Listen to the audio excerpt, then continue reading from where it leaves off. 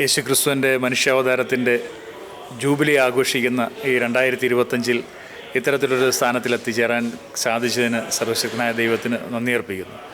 വളരെ ഭാരിച്ച ഒരു ഉത്തരവാദിത്വമാണെന്നും തിരിച്ചറിവുണ്ട്. കഴിഞ്ഞ 35 വർഷത്തെ സമുദായ പ്രവർത്തനത്തിൻ്റെ പരിചയമാണ് ഇതിൻ്റെ കൈമുതലായിട്ട് എന്നോടൊപ്പം ഉള്ളത്.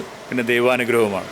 ആ ദൈവാനുഗ്രഹത്താൽ തന്നെ ഈ 3 സമുദായങ്ങളുടെ, കേരളത്തിലെ ക്രൈസ്തവ കത്തോലിക്ക സമുദായങ്ങളുടെ 3ൻ്റെയും നിലവിലുള്ള വിഷയങ്ങൾ ഏറ്റെടുക്കാനും അതിന് ബന്ധപ്പെട്ട അധികാര കേന്ദ്രങ്ങളിലും പൊതുസമൂഹത്തിന് മുമ്പിൽ അത് ബോധ്യപ്പെടുത്താനും ശ്രമിക്കണം എന്നുള്ളത് തന്നെയാണ് ഈ സ്ഥാനലബ്ധിയിൽ ഞാൻ ആഗ്രഹിക്കുന്നത്.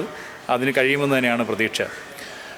പ്രധാനമായും ഈ കേരളത്തിൻ്റെ ഒരു രീതി അനുസരിച്ച് നമ്മൾ ഇടനാടും മലനാടും തീരഭൂമിയും ചേരുന്ന 3 മേഖലകൾ ചേരുന്ന ഒരു പ്രദേശമാണല്ലോ നമ്മുടെ കേരളം പൊതുവെ പറയുന്നത്.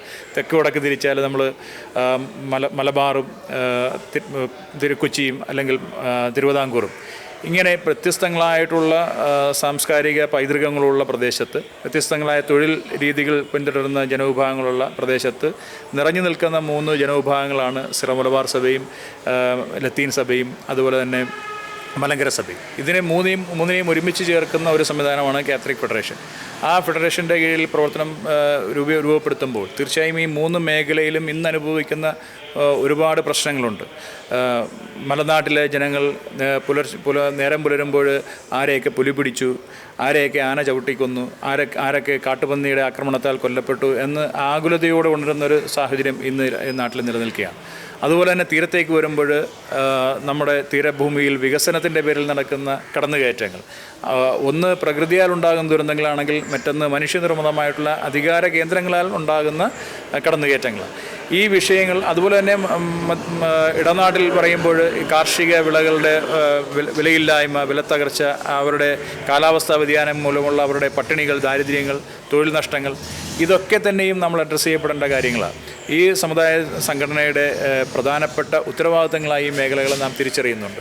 അതുപോലെ തന്നെ സമീപകാലത്തായി ഒരിക്കലും നാം ചിന്തിക്കാൻ കഴിയാത്ത തരത്തിലേക്ക് കേരളത്തിലെ ക്രൈസ്തവ വിഭാഗത്തിൻ്റെ ഒരു പറ്റം ആളുകൾ തീവ്ര നിലപാടുകളിലേക്ക് പോകുന്നൊരു ശൈലി കണ്ടുവരുന്നുണ്ട്. അതിന് കാരണമുണ്ട്, ന്യായമായ കാരണവും അവർക്കുണ്ട്. അവരെ കുറ്റപ്പെടുത്താനായിട്ട് കഴിയില്ല. കാരണം കേരളത്തിൽ നിലവിലുള്ള രാഷ്ട്രീയ മുന്നണികൾ അനുവർത്തിച്ചു പോകുന്ന പക്ഷപാതിത്വപരമായ നിലപാടുകൾ, ചില സമുദായങ്ങളെ മാത്രം പരിഗണിക്കുന്നതും അവർക്ക് വേണ്ടി പദ്ധതികൾ രൂപപ്പെടുത്തുന്നതുമായിട്ടുള്ള സംവിധാനങ്ങൾ, ന്യൂനപക്ഷങ്ങൾക്ക് അനുവദിക്കുന്നതെല്ലാം അവർക്ക് വേണ്ടി വീതം വയ്ക്കുന്ന ചില ശൈലികൾ, അത്തരം കാര്യങ്ങൾ കാണുമ്പോൾ സ്വാഭാവികമായി ഉണ്ടാകുന്നൊരു പ്രതികരണത്തിൻ്റെ ഭാഗമായി നാം സ്വീകരിക്കുന്ന നിലപാടുകൾ അത് ക്രൈസ്തവികമല്ല എന്ന കാഴ്ചപ്പാട് നമുക്കുണ്ട്. കാരണം ഒരിക്കലും ഒരു ക്രിസ്ത്യാനിയെ സംബന്ധിച്ച് ക്രിസ്ത്യാനിക്ക് തീവ്ര നിലപാടിലേക്ക്, മനുഷ്യത്വരഹിതമായ, മനുഷ്യസ്നേഹത്തിന് വിരുദ്ധമായൊരു നിലപാടിലേക്ക് പോകാൻ കഴിയില്ല.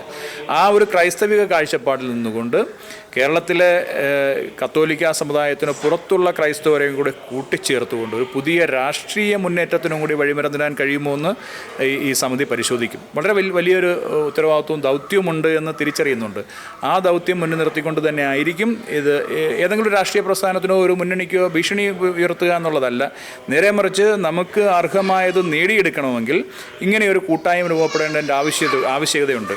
അതൊരു തീവ്ര നിലപാടിന് വേണ്ടിയല്ല. ആ തീവ്ര നിലപാടിനെ എതിർക്കുകയും അതോടൊപ്പം ന്യായമായ ആവശ്യങ്ങൾ ഒരു ക്രൈസ്തവികമായ കാഴ്ചപ്പാടിൽ നിന്നുകൊണ്ട് ഒരുമിച്ച് നിന്ന് മറ്റ് വ്യത്യാസങ്ങളെല്ലാം മറന്നുകൊണ്ട് ആരാധനയിലോ ആചാരങ്ങളിലോ ഉള്ള വ്യത്യാസങ്ങൾക്കപ്പുറം ക്രൈസ്തവനെ സംബന്ധിച്ച് മറ്റ് വ്യത്യാസങ്ങളില്ല. ആ വ്യത്യാസങ്ങളെ എല്ലാം മാറ്റിവെച്ചുകൊണ്ട് ഒരുമിച്ച് വരുന്നൊരു പ്ലാറ്റ്ഫോം ക്രിയേറ്റ് ചെയ്യാനും ഈ സമിതി, എൻ്റെ നേതൃത്വത്തിലുള്ള ഈ സമിതി ശ്രദ്ധിക്കും എന്നാണ് ഞങ്ങൾ ആരംഭത്തിൽ വിലയിരുത്തിയിട്ടുള്ളത്. അതിനുള്ള പ്രവർത്തനങ്ങൾ KCBCയുടെ പിന്തുണയോടുകൂടി തന്നെ മുന്നോട്ട് കൊണ്ടുപോകാൻ ശ്രമിക്കും.